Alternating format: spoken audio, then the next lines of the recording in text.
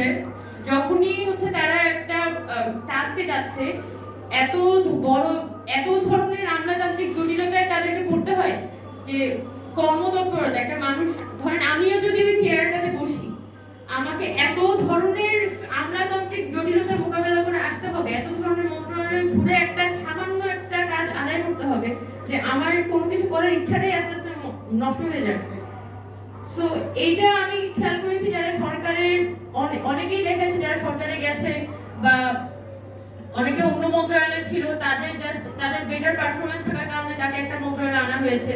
কিন্তু যখন উনি কাজটা করতে যাচ্ছেন উনি নিজেই আমাকে বলতেছেন যে আমার এত কষ্ট হচ্ছে, এখানে একটা সামান্য কাজ আদায় করতে এত পরিমাণ কষ্ট হয় যে মানে ইচ্ছাটা আর করে না যে কিছু একটা করি। সো এটা গভর্নমেন্টের এন্ড থেকে তাদের বক্তব্য যদিও, কিন্তু মানে দিন শেষে তো মাঠে আমরা দেখতে পাচ্ছি যে আসলে কিভাবে মানুষকে আসলে সাফার করতে হচ্ছে। তো আমার জায়গা থেকে আমিও আসলে আপনাদেরই কাতারে, হয়তো আমি এখানে বসে আছি, আপনারা এখানে বসে আছেন, কিন্তু আমরা সবাই কিন্তু একই যুদ্ধে একসাথে ছিলাম, একসাথে মাঠে ছিলাম। মানে আসলে এখানে বলার কিছু, হয়তো কালের পরিক্রমায় সময় পরিক্রমায় আমি দাঁড়িয়েছি, আপনারা নিচে বসে আছেন, এটা ছাড়া আর কিছুই না। আমি একটু আগে নাফিসের বাবার লেখা পড়ছিলাম এখানে, এই যে গণঅভ্যুত্থানের নিয়ে যে ওনারা একটা বই বের করেছেন সেখানে, তো 4 আগস্টের মানে এই ঘটনাটা আমার মনে পড়ে মাঝে মাঝে। মানে 4 আগস্টে যখন নাহিদ ভাই আমার পাশে দাঁড়িয়ে উনি কর্মসূচি ঘোষণা করে নাহিদ ভাই চলে যান, তখন প্রায় 3:30টার একটু বেশি বাজে, 3:40-এর মতো শাহবাগ মোড়ে। তো যখন আমার এরপর 7টা বাজে একটা প্রোগ্রাম আছে অনলাইনে, মানে ইউকে যারা বাংলাদেশি কমিউনিটি তাদের সাথে হচ্ছে যে আমরা চেষ্টা করছিলাম যোগাযোগ করার। তো আমার হচ্ছে বাসায় যেতে হবে, যেহেতু আমার অনলাইনে যুক্ত হতে হবে, তো আমার বাসায় যেতে হবে। তো আমি একটু পরে বাসার জন্য রওনা দিই শাহবাগ মোড় থেকে। তো আমার সাথে আরেকটা আঙ্কেল ছিলেন, আঙ্কেলের নাম আমি ভুলে গেছি, উনি আবার অসুস্থ ছিলেন। তো আঙ্কেল আর আমি একসাথে হেঁটে হেঁটে যাচ্ছিলাম, মানে আঙ্কেল অসুস্থ আর আমি তো একটু ভয় পাচ্ছি যে কারণ গোলাগুলি হচ্ছে প্রত্যেকটা জায়গায়। তো আঙ্কেলও আমাকে সান্ত্বনা দিচ্ছেন, আমিও আঙ্কেলকে সান্ত্বনা দিচ্ছি যে আঙ্কেল চলেন আমরা যাই। তো শাহবাগ থেকে কোনো মতে বাংলা মোটর গেলাম, এই পুরো রাস্তায় পরিবার মোড়ে প্রচুর গোলাগুলি ছিল, বিশেষ করে বাংলা মোটর মোড়ে মগবাজারের ওই সাইডে প্রচুর গোলাগুলি হচ্ছিল এবং রাস্তা ধোয়া হয়েছিল। আর মানুষজন তো মাথা একদম খারাপ হয়ে গেছে, মানুষজন তো রীতিমতো যেসব জায়গায় শাটার নামানো ছিল শাটার ভেঙে ভেঙে ছাত্রলীগের লোকজন যেখানে ঢুকাইছে বের করে নিয়ে আসছে, এরকম সব মাথা খারাপ। সো মানে আমরাও খুব একটা আচ্ছা হাঁটি দেখি কি হয়, এরকম একটা পরিস্থিতিতে যাচ্ছি। তো কারওয়ান বাজার মোড়ে যখন পার হলাম তখন বুঝতে পারছিলেন না সামনে সিচুয়েশনটা খুব একটা ভালো না, কারণ খুবই থমথমে পরিবেশ ছিল। তো মোটামুটি যখন ফার্ম গেটের কাছাকাছি আসি, ফার্ম গেটের কাছাকাছিও না, যে মানে কারওয়ান বাজার থেকে একটু সামনে ডেইলি স্টার অফিসের সামনে যখন আমরা হেঁটে যাই, তখনই মূলত একটা গোলাগুলি শুরু হয়। ডেইলি স্টার অফিসের অপোজিটে আপনার একটা লাল বিল্ডিং ছিল, তো ওই লাল বিল্ডিং থেকে সমানে গুলি করছে এবং নিচে মানুষের যে কি মানে মানুষ দাঁড়িয়ে আছে তারা কেউ যাচ্ছে না, মানে এই ধরনের একটা পরিস্থিতি ওখানে। এবং আমরা সবাই ওখানে অদ্ভুতভাবে দাঁড়িয়ে আছি, কেউ ওখানে সরতেছি না, কারণ মনে হয় যে একটা ওইটা যে অভ্যুত্থান এবং আমরা সবাই যে একদম মন মগজ একটা অভ্যুত্থানের মধ্যে ঢুকে গেছি, এটা আসলে আমরা বুঝতে পারতেছিলাম ওই মোমেন্টটাতে। তো ওই সময়ে খুবই একটা মানে একটা ঘটনা আমার চোখে আমার সামনে ঘটে, যে ওই যে রিক্সাওয়ালা যে নূর, উনি হচ্ছে আমার সামনে মানে আমাদের সামনে ওই যে নাফিজের দেহটাকে নিয়ে যাচ্ছিল রিক্সায় করে। তো আমি আর ওই আঙ্কেল আমরা হচ্ছে তাকিয়েছিলাম যে ওই রিক্সাটা নিয়ে যাচ্ছে, তো পিছনে কয়েকজন মানুষ ওরা লাঠি নিয়ে যাচ্ছে, জায়গা করে দিচ্ছে, যেহেতু মানুষজন হচ্ছে ছড়িয়ে ছিটিয়ে ছিল ওই রিক্সাটাকে যাওয়ার জন্য জায়গা করে দিতে হচ্ছিল। তো নাফিজের শরীরটাকে ওরা নিয়ে যাচ্ছে। তো আমি তো মানে অল অন সাডেন আমি এতটা শক খেয়ে যাই যে এটা কি হচ্ছে।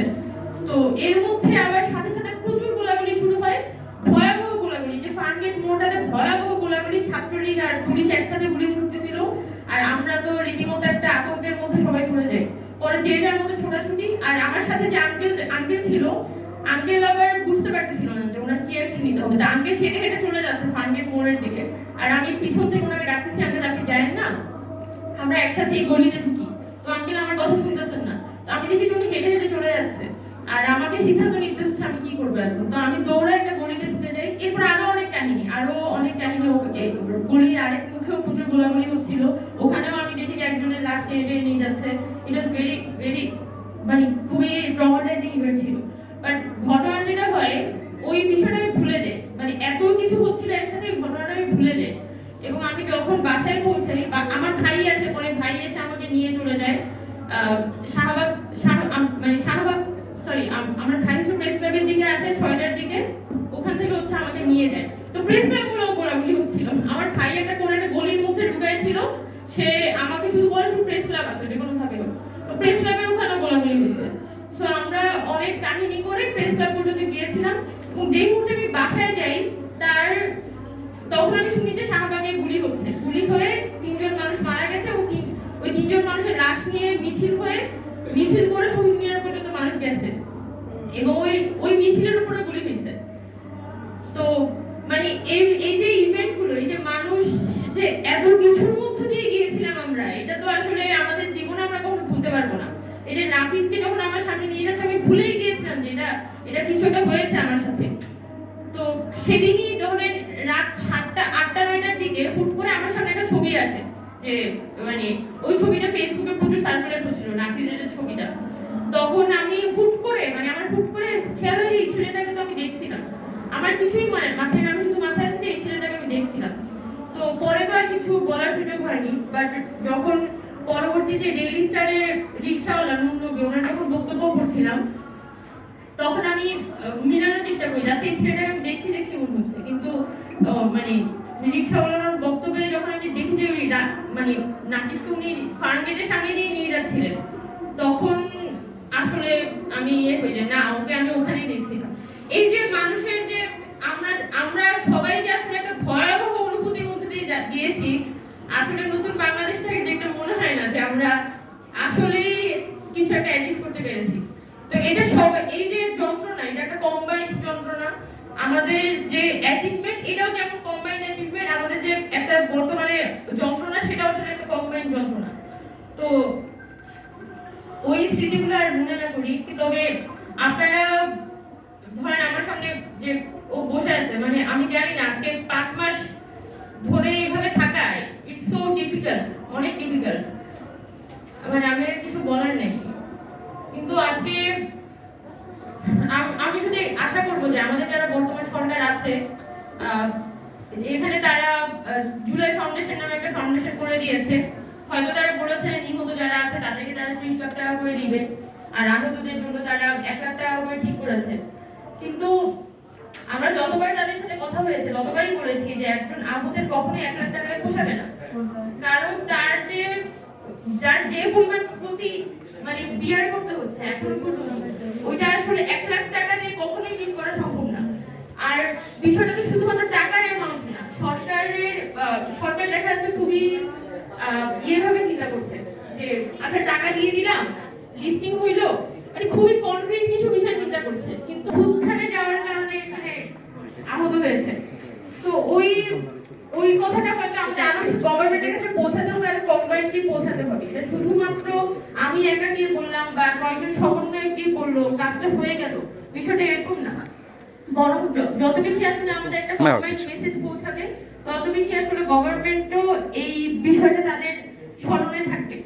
সো আমরা আশা করব যে, আর আরেকটা বিষয় যেটা আমার মনে হয় যে একটু বলাটা খুবই জরুরি, গত কয়েক মাসে আমাদের যে অভিজ্ঞতা, যে আহতদের নিয়ে যে রাজনীতি, মানে আহতদের মধ্যে কিছু নেতা থাকবে, মানে ওই নেতারা হচ্ছে যে মানে এটা কি আমরা যখন পঙ্গু হাসপাতালে গিয়েছিলাম এই অভিজ্ঞতাও কিন্তু আমাদের হয়েছে, এবং আহতের যারা সাধারণ আহত তাদের মধ্যে কিন্তু এই বিষয়টাকে কেন্দ্র করে একটা ক্ষোভ ছিল যে এখানে তো নেতা নেত্রীর কোনো বিষয় না, আমরা তো সবাই আসলে আসছি, আমাদের কিছু দাবি দাওয়া আছে সেগুলোকে কেন্দ্র করে।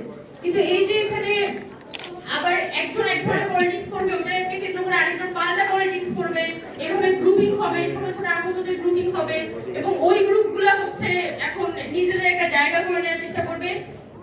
এবং আমরা যারা হচ্ছে জেনুইনলি যখন আমরা কাজ করতে যাই এবং আমরা দেখি যে এই ধরনের পলিটিক্স গুলো এখানে হচ্ছে, অবশ্যই এখানে সরকারের গাফিলতি আছে। কারণ যখন আগস্ট মাসে সরকার ক্ষমতায় এসেছিল তখনই কিন্তু সবাই বলছিল যে আপনারা দ্রুত আহত নিহতের লিস্টটা করে ফেলেন, যত বেশি এটা ডিলে হবে তত বেশি এটা নিয়ে পলিটিক্স হবে। এটা কিন্তু সবাই বলেছে, এরকম না যে মানে আমার এখানে এসে ক্লেম করতে হচ্ছে। মোটামুটি যত রাজনৈতিক সংগঠন, সামাজিক সংগঠন, যত সচেতন মানুষরা আছে তারা সবাই কিন্তু বলেছিল যে সরকার দ্রুত যদি লিস্টটা করে ফেলতো তাহলে আজকে এসে কিন্তু এই বিষয়গুলো আমাদের দেখতে হতো না। কিন্তু সরকারের গাফিলতি আছে বলে এখানে যেভাবে করে আবার আহতদের নিয়ে পাল্টা পলিটিক্স তৈরি হয়ে যাচ্ছে, এটাও কিন্তু আমাদের জন্য অনেক বেশি হৃদয় বিদারক, যার কারণে পরিস্থিতিগুলো অনেক বেশি কমপ্লিকেটেড হয়ে পড়ছে, অনেক বেশি ঘোলাটে হয়ে পড়ছে। তো আমরা শুধু এক্সপেক্ট করব যে মানে আমরা যে একটা সম্মিলিত জার্নির মধ্য দিয়ে আছি, মানে এই জিনিসটা যাতে আমরা নিজেদের মধ্যে অনুভব করি। মানে আমিও যেমন কম করিনি, আমিও তেমন বেশি করিনি। আমরা সবাই আসলে আমাদের জায়গা থেকে যতটুকু ছিল ততটুকু কন্ট্রিবিউট করেছি আন্দোলনে। হয়তো জাস্ট একটা বুলেটের ব্যবধানে আমার হাতটা যায়নি, আমি হয়তো লাশ হয়ে পড়েছিলাম না, আমার পাশের ভাই হচ্ছে এখানে তার হাত চলে গেছে বা পা চলে গেছে, সে সারা জীবনের জন্য পঙ্গু হয়ে গেছে বা তার চোখ চলে গেছে। তো এইগুলো আসলে সবাই আমাদের অনুভব করতে হবে যে আমরা আসলে কি করেছি এবং আমাদের দেশটা আসলে কি, এটা কি বানাতে হবে আমাদেরকে। তো এই যে একটা আমরা যে আসলে একটা অভ্যুত্থান করেছি, আজকে প্রায় 5.5 মাসের মতো শেষ চলে গেছে এবং আমাদের আসলে সকলে মিলে এই দেশটাকে পুনর্নির্মাণের পথে হাঁটতে হবে। এবং আমরা এক্সপেক্ট করব যে এই যে আমাদের যে আহতের লিস্টে গতকালকে একটা সরকারের পক্ষ থেকে গ্যাজেট তৈরি করা হয়েছে, যদিও মানে এখানে আরো অনেক লিস্টিং এর দরকার আছে। সরকারের নানানভাবে কিন্তু বলা হয়েছে যে আপনারা বাকি যে লিস্টের কাজগুলো করা বাকি আছে সেগুলো আপনারা দ্রুত শেষ করেন। এবং আমরা এক্সপেক্ট করব যে সরকারও তাদের যে দায়িত্বটা তাদের উপর অর্পণ হয়েছে সেটা আরো সিনসিয়ারলি দেখে এই কাজটা শেষ করবেন।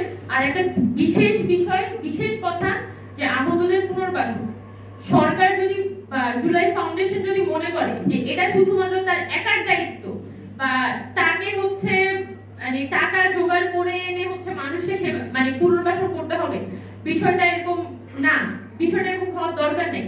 অনেক মানুষ আছে, অনেক ফাউন্ডেশন আছে, অনেক কি বলা যায় এনজিওস আছে যারা কিন্তু চায় আহতদের পাশে দাঁড়াতে, এই নিহত পরিবারগুলোর পাশে দাঁড়াতে। কিন্তু এক ধরনের একটা গ্যাপ সবার সাথে কিন্তু সরকারের হয়ে আছে যে শুধুমাত্র জুলাই ফাউন্ডেশনই কাজটা করবে এবং শুধুমাত্র একটা অর্গানাইজেশনই কাজটা করবে। কিন্তু এই আগস্ট মাসে যখন আমরা দেখেছি, যখন আসলে আগস্ট মাসে মানে গভর্নমেন্ট ফর্ম হওয়ার পরে তখন তো একটা খুবই আনস্টেবল সিচুয়েশন, তখন কিন্তু খুব ছোট ছোট গ্রুপগুলো, ছোট ছোট কিছু অর্গানাইজেশন ছিল, নিজেরা বন্ধু বান্ধব মিলে একটা অর্গানাইজেশন করে তারা হাসপাতাল থেকে হাসপাতালে ছুটে সিনিয়রদের থেকে টাকা পয়সা নিয়ে কিন্তু তারা হেল্প করেছে মানুষকে। এবং তারা যেটা দেখেছে সেটা কারো পক্ষে সম্ভব হয়নি। এবং আমি অনেক মানুষকে চিনি যে 18 জুলাই থেকে রাস্তায় লাশ পড়ে আছে, লাশ টেনে নিয়ে তারা হাসপাতালে নিয়ে গেছে।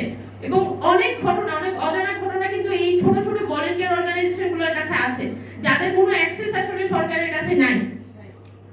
তো সরকারের যেটা দরকার এবং জুলাই ফাউন্ডেশনের কাছে বিনীত অনুরোধ যে নিজের কাছে সব দায়িত্ব নেওয়ার দরকার নেই, আপনার অমুক জায়গায় যেতে হবে, টাকা আনতে হবে, এই প্যারাটা না নিয়ে সবাইকে এনগেজ করে ফেলুন। যত ভলান্টিয়ার অর্গানাইজেশন এখানে কাজ করেছে, যারা জেনুইনলি কাজ করতে চায় সবাইকে আপনারা এনগেজ করে ফেলুন। অনেকে পড়ালেখায় ফিরে গেছে কিন্তু তারা চায় যে তারা আহতদের জন্য কিছু একটা করতে। এবং এই চাওয়াটা আসলে কোনো কায়েমি স্বার্থে না, নিজের কোনো পলিটিক্যাল স্বার্থে না, জাস্ট তার মধ্যে একটা গিল্টি ফিলিং আছে যে সে এই অভ্যুত্থান পরবর্তী সময়ে এই দেশটার জন্য কিছু করে উঠতে পারছে না। এই গিল্টি ফিলিংস এর জায়গা থেকেই কিন্তু অনেকে কাজটা করতে চায়। সো আমরা এক্সপেক্ট করবো যে এখানে জুলাই ফাউন্ডেশন এবং বাংলাদেশের বর্তমান সরকার তারা সকল পক্ষকে এনগেজ করে আসলে আমাদের আহতদের জন্য তারা কিছুটা করবে। এবং আহতদের যে পুনর্বাসন সেটা হচ্ছে সবথেকে গুরুত্বপূর্ণ। আমাদের নিহত পরিবারগুলোর পুনর্বাসন এগুলো খুবই গুরুত্বপূর্ণ। অনেক পরিবার হয়তো মুখ ফুটে বলতে পারেন না, অনেক পরিবার কিন্তু মধ্যবিত্ত পরিবার ছিল এবং ভালোই তার জীবনটা যাচ্ছিল, কিন্তু যখন আর্নিং পার্সনটা হয়তো বাবা যখন মারা গেছে এই অভ্যুত্থানে, এর পরবর্তী সময় স্টিল নাও তারা হয়তো মানুষের কাছে হাত পাততে হচ্ছে টাকা পয়সার জন্য। মানে এরকম যে একটা হৃদয় বিদারক পরিস্থিতির মধ্যে পরিবারগুলো আছে, সেটা তারা কাউকে মুখ ফুটে বলতে পারছে না। একটা চাকরি লাগবে, হয়তো তার একটা র্যান্ডম চাকরি লাগবে, এই যে এই পরিস্থিতিগুলো সরকারের অনুভব করাটা খুব জরুরি, এবং আমরা আশা করব যে খুব দ্রুত সময়ের মধ্যে তারা আসলে তাদের যাবতীয় আহতদের পুনর্বাসন থেকে শুরু করে লিস্টিং এর কাজ এবং আহতদের যে সেবা সেটা দ্রুততম সময়ের মধ্যে নিশ্চিত করবে। খুব বেশি কথা বাড়াবো না। আমি এখানে বিশেষ করে শামীম ভাইদেরকে আমাদেরকে খুবই ধন্যবাদ জানাতে চাই। তারা একটা খুবই গুরুত্বপূর্ণ জায়গায় হাত দিয়েছে, যেটা যখন আমি পঙ্গু হাসপাতালে গিয়েছিলাম তখন আমার এই জিনিসটা ফিল হয় যে না, এখানে যারা ছাত্ররা আছে, যারা পড়াশোনা পিছিয়ে গেছে, এই মানুষগুলোর তো আসলে হেল্প করা দরকার। তো এখানে সন্তান এবং অভিভাবক ফোরাম তারা যেভাবে করে এগিয়ে এসেছে, আমরা আশা করবো যে আরো বড় স্কেলে তারা এই কাজটি করবে, এবং আমাদের পক্ষ থেকে যদি কোনো ধরনের সাহায্য করা সম্ভব হয়, আমরা বৈষম্যবিরোধী ছাত্র আন্দোলন তাদের পাশে আছি, এবং আশা করি যে আমরা সম্মিলিতভাবে আমাদের যারা আহত এবং শহীদ পরিবারগুলো আছে তাদের পাশে দাঁড়াতে পারবো এবং তাদের জীবনটা নতুন করে ফিরিয়ে আনতে পারবো। ধন্যবাদ সবাই।